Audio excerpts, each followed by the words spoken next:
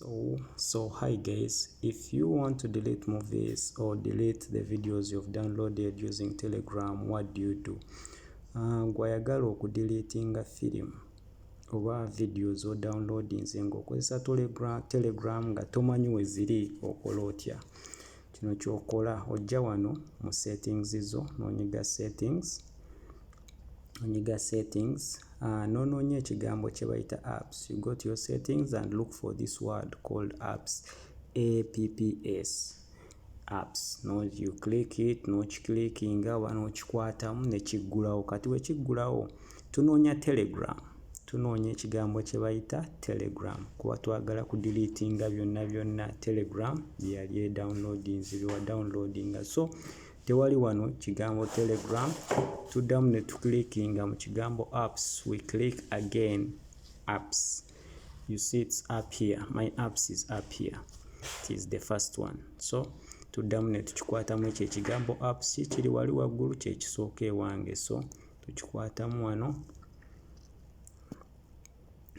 We click apps again to look for Telegram. So now when you reach here, these are all the apps in your phone. These are all the apps in your device. Zino ze apps zonna z'olina mu ssimu yo. Oyinza okitayipinga wano n'ogamba nti Telegram ne bakikuleetera kiikyo. When you click it, okikwatamu kijja kuggulawo. Bwe kiggulawo nga kyakagulawo bwe kiti scrolling ndowooza olaba tekitambula. So just jangu wano mu kigambo storage. Jangu mu kigambo storage. Waliwo ekigambo ekisooka kigamba notifications, permission, data usage, storage. 1 2 3 4. Ekigambo storage kikyo kyakuna. So kikilikingamu nga wakakikilikingamu bwo kiggulawo, it's going to open. If you click the word storage, it will open. Immediately clear your cache. Nyiga wano waliwo ebigambo bibiri bya bbulu ndowooza obiraba. Simanyi ebyo binaabeera mu kala ki. There are these two blue words, manage space and clear cache. So immediately when you reach here, just clear all the cache. Okitegeera, clear cache or clear cache immediately, no debate. Then after nyiga mu manage space.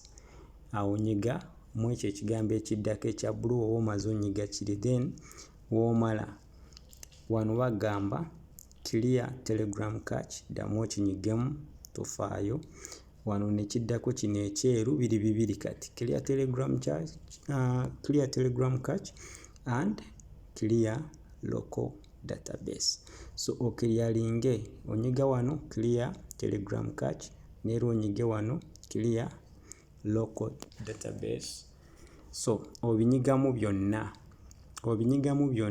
bijja kudeletinga. Telegram yesigalamu byonna ebirimu byonna ebirala bisigalamu channels zo biki but byonna ebintu bye wali downloadinze oba bye wa downloadinga byonna oba obisangudde. Okitegeera, oba obisangudde kuba biba byekwese mu app kati oba obisangudde. So you clear cache again and also pressing this word clear local database. Onyiga mu kino ekigambo ekigamba ekyo ekigamba clear Telegram cache ne wano n'onyiga mu eno clear local database. So awo n'oba ng'omaze nkabaddiremu. Bw'oba oyagala kudeletinga video ebintu byonna by'oba wa downloadinga ne Telegram, kyangu nnyo. Just jangu mu settings zo. Noonya ekigambo kino kye bayita apps. Okitegeera, apps. Simanyi kikyogenda kisanga naye kyange kikino wano apps, apps. Omala okinoonya just kikwatemu kijja kuggulawo.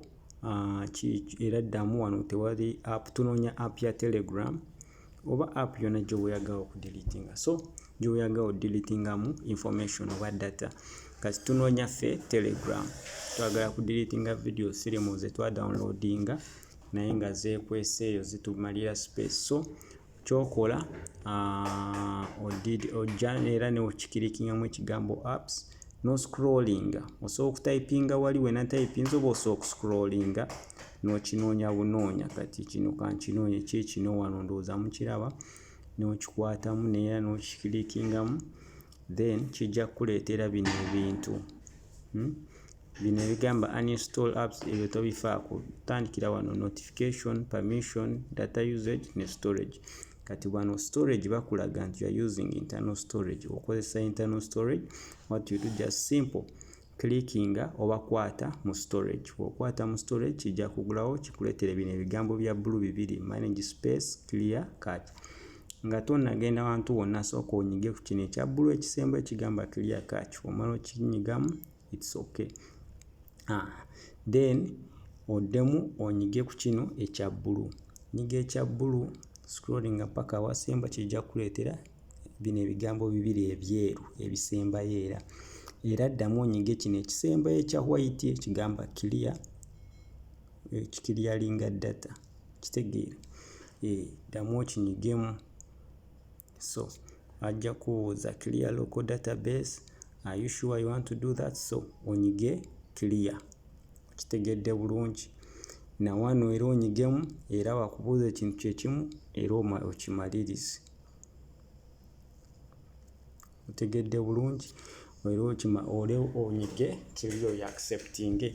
Byonna bye waliwo downloadinze ebiki bisimanya posters what biba bigenze. So each and every time wherever you download move things from Telegram or videos ziba nene, zitwala space nene, which means the more you download your mobile is going to go slow. Egenda kutandikanga kubanga freezinga ngekula mpola. That's why I always advise you nti film zoba olabye wa video zoba olabye ngo download ne Telegram genda yo deleting like on a daily basis.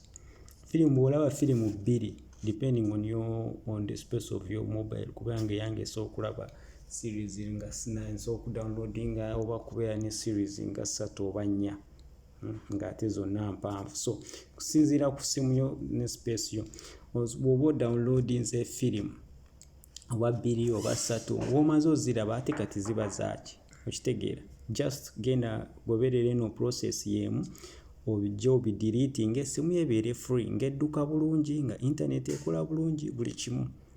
Tutegeerekese bulungi? Noza tutegeerekese. So that's it.